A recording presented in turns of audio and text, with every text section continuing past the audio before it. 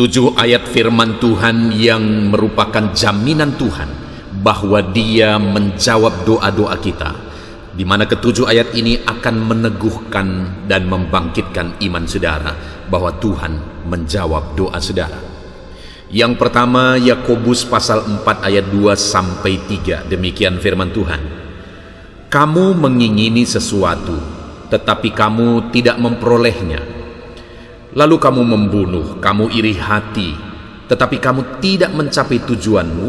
Lalu kamu bertengkar dan kamu berkelahi. Kamu tidak memperoleh apa-apa karena kamu tidak berdoa. Atau kamu berdoa juga, tetapi kamu tidak menerima apa-apa karena kamu salah berdoa. Sebab yang kamu minta itu hendak kamu habiskan untuk memuaskan hawa nafsumu. Saudara, di dalam ayat ini Tuhan menegaskan kepada umatnya bahwa kalau umatnya ingin doa-doanya dijawab, maka hal pertama yang harus dilakukan oleh umat-umatnya adalah bahwa setiap umat-umatnya harus hidup berdoa. Karena Tuhan akan menjawab doa orang-orang yang hidup dalam doa, yang terus-menerus menaikkan doa-doa permohonannya di hadapan Tuhan. Lalu yang kedua dibilang juga di sini saudara, bahwa doa itu juga bisa tidak dijawab karena doanya salah. Di mana dikatakan bahwa karena doa itu hendak dihabiskan, atau apa yang diminta itu hendak dihabiskan untuk memuaskan hawa nafsu. Jadi doa itu dipanjatkan hanya untuk memenuhi hawa nafsu. Itu yang membuat doa itu tidak dijawab. Artinya saudara, yang kedua bahwa doa-doa kita bukan untuk memuaskan hawa nafsu kita, tapi doa-doa kita adalah untuk kemuliaan nama Tuhan, untuk kita hidup dalam kehendak Tuhan, dan untuk kita hidup jadi berkat bagi orang lain. Ayat yang kedua tentang jaminan Tuhan untuk menjawab doa-doa kita adalah dari Amsal 15 ayat 29. Firman Tuhan berkata, Tuhan itu jauh daripada orang fasik, tetapi doa orang benar didengarnya. Saudara, di dalam ayat ini ditegaskan bahwa jika seseorang hidup dalam kefasikan, maka dikatakan bahwa Tuhan itu jauh dari orang tersebut. Tetapi jika orang itu hidup dalam kebenaran, maka firman-Nya menegaskan bahwa Tuhan mendengar doa orang yang hidup dalam kebenaran. Artinya untuk kita mengalami jawaban doa, maka selain kita berdoa, kita juga harus hidup di dalam kebenaran. Hiduplah dalam kebenaran, maka saya dan saudara akan mengalami jawaban atas doa-doa kita. Ayat yang ketiga sebagai jaminan Tuhan bahwa Dia menjawab doa adalah dari Yakobus pasal 5 ayat 17 sampai 18. Demikian firman Tuhan. Elia adalah manusia biasa sama seperti kita, dan ia telah bersungguh-sungguh berdoa supaya hujan jangan turun, dan hujan pun tidak turun di bumi selama 3 tahun dan 6 bulan. Lalu ia berdoa pula, dan langit menurunkan hujan, dan bumi pun mengeluarkan buahnya. Saudara, di sini diberi contoh bagaimana Tuhan menjawab doa Elia, di mana doa yang dipanjatkan itu adalah doa yang luar biasa sebenarnya saudara, yaitu doa tentang hujan. Bagaimana sekian lama hujan tidak turun ke bumi, tapi kemudian setelah Elia berdoa, hujan pun turun. Dan di sini ada hal yang ditegaskan tentang Elia, di mana dikatakan Elia adalah manusia biasa sama seperti kita. Yang Tuhan mau tegaskan, di mana Elia mengalami jawaban doa yang begitu dahsyat, tetapi dikatakan bahwa dia manusia biasa sama seperti kita. Artinya apa saudara? Bahwa kalau doa Elia sekalipun itu sangat mustahil bisa dijawab, maka doa saya, doa saudara juga bisa dijawab. Tapi ada hal yang juga ditegaskan di sini, di mana dikatakan dan ia telah bersungguh-sungguh berdoa. Bagaimana supaya doa Elia, sehingga doa Elia dijawab saat dia berdoa supaya hujan tidak turun, dan dia berdoa pula supaya hujan turun, dan kedua doa itu dijawab karena dikatakan dan ia telah bersungguh-sungguh berdoa. Jadi doa yang dijawab oleh Tuhan adalah doa yang dipanjatkan dengan penuh kesungguhan. Mari bersungguh-sungguh berdoa di hadapan Tuhan supaya kita mengalami jawaban-jawaban doa kita. Ayat yang keempat tentang jawaban doa adalah dari Markus pasal 11 ayat 24 sampai 25. Demikian firman Tuhan, karena itu aku berkata kepadamu, apa saja yang kamu minta dan doakan, percayalah bahwa kamu telah menerimanya, maka hal itu akan diberikan kepadamu. Dan jika kamu berdiri untuk berdoa, ampunilah dahulu sekiranya ada barang sesuatu dalam hatimu terhadap seseorang, supaya juga Bapamu yang di sorga mengampuni kesalahan-kesalahanmu.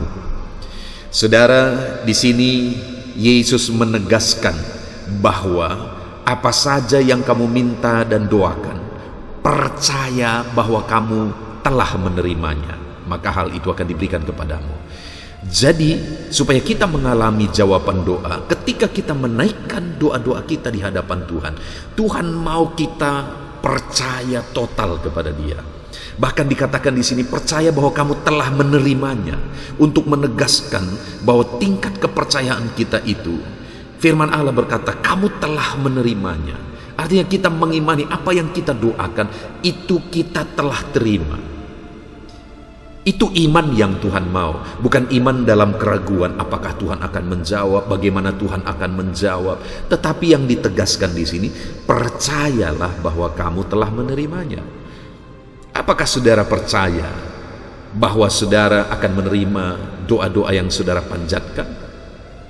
Percayakah saudara bahwa Tuhan sanggup sehingga Dia sanggup melakukan dan memberi apa yang saudara doakan? Tuhan mau kita hidup dalam iman. Dan hal lain juga ditegaskan dalam Markus pasal 11 ayat 24 sampai 25 ini, saudara, di mana ayat 25 dikatakan bahwa jika kita mau doa kita dijawab, maka saat kita berdoa, jika kita punya sesuatu dalam hati terhadap orang lain, sesuatu yang mengganjal, kebencian, dendam, dan sebagainya, firman Allah berkata bahwa ampuni dulu, supaya Bapamu yang di sorga juga mengampuni kesalahanmu. Tuhan tidak akan menjawab kita kalau Dia tidak mengampuni kita. Artinya, saudara, bahwa supaya kita mengalami jawaban doa, maka kita juga harus mengampuni. Karena ketika kita mengampuni dengan ikhlas, Tuhan pun mengampuni kita dan Dia menjawab doa-doa kita. Seringkali doa-doa anak-anak Tuhan tidak dijawab. Kenapa? Karena tidak mengampuni, dipenuhi oleh dendam, dipenuhi oleh kebencian. Ayat yang kelima tentang jawaban doa adalah dari Yohanes pasal 15 ayat 7. Demikian firman Tuhan, jikalau kamu tinggal di dalam aku dan firmanku tinggal di dalam kamu, mintalah apa saja yang kamu kehendaki dan kamu akan menerimanya. Wow, saudara, Tuhan menjamin bahwa apa yang kamu minta kamu akan terima jika kamu tinggal dalam aku dan firmanku tinggal di dalam kamu. Saudara, kalau kita tinggal dalam Tuhan dan firman Tuhan tinggal dalam kita, firman Tuhan memenuhi kehidupan kita, tentu doa-doa kita juga adalah doa-doa yang sesuai dengan firman Tuhan. Karena firman Tuhan yang memenuhi kita. Dan kalau doa-doa kita sesuai dengan firman Tuhan, maka doa kita pasti dijawab. Itu sebabnya firman Allah berkata, apa saja yang kamu minta, apa saja yang kamu kehendaki, kamu minta, kamu akan menerimanya. Kenapa? Karena kamu sudah tinggal dalam firmanku, firmanku memenuhi kamu. Dan apapun yang kamu minta akan sesuai dengan firman Tuhan. Kita tidak akan bisa meminta sesuatu yang tidak berkenan kepada Tuhan kalau firman Tuhan sudah memenuhi kita. Itu sebabnya biarlah kita tinggal dalam firman. Firman memenuhi kehidupan kita supaya kita menerima apa yang kita doakan.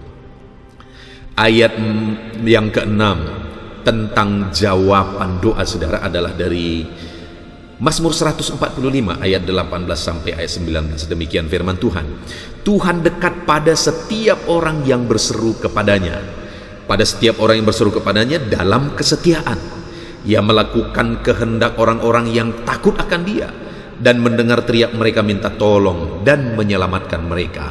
Saudara, di dalam Mazmur 145 ayat 18 dan 19 ini, hal yang ditegaskan tentang doa adalah bahwa Tuhan dekat kepada orang yang berseru kepada Dia. Artinya Tuhan mendengar orang-orang yang berseru kepada Dia. Dan yang berseru bagaimana? Dikatakan orang yang berseru kepadanya dalam kesetiaan.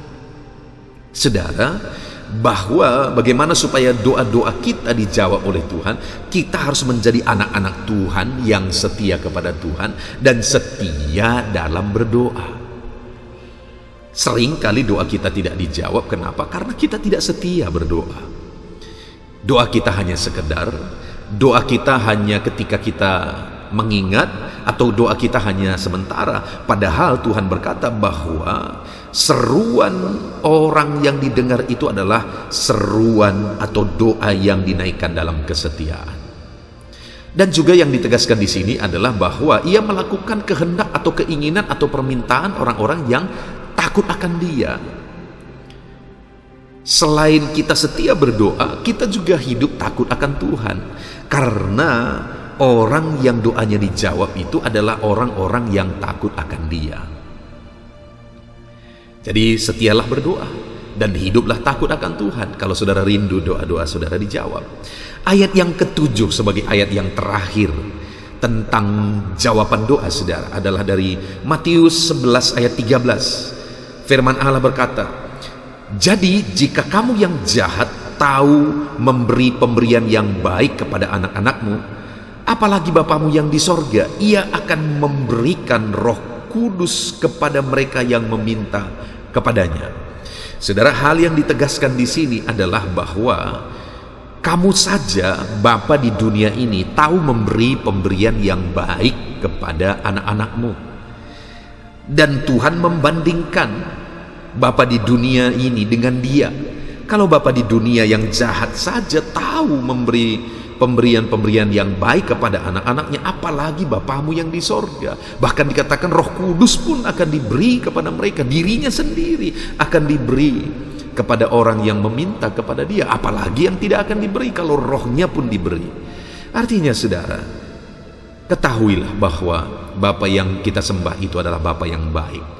Dia akan memberi yang baik kepada kita. Ya, terkadang apa yang kita doakan kita tidak menerima jawabannya saudara, tetapi hal yang lebih baik yang diberi oleh Bapa di sorga, karena Dia Bapa yang baik, Dia tahu apa yang terbaik bagi kehidupan kita. Puji Tuhan saudara, kita bersyukur atas firman Tuhan ini. Ada 7 ayat firman Tuhan yang telah kita renungkan tentang jaminan Tuhan akan jawaban doa-doa kita. Biarlah iman saudara dibangkitkan dan saudara mengalami jawaban doa dalam kehidupan saudara. Teruslah berdoa, hiduplah dalam kebenaran, setialah berdoa supaya saudara mengalami jawaban-jawaban atas doa saudara. Puji Tuhan, Tuhan memberkati setiap saudara. Alami jawaban doa. Amin.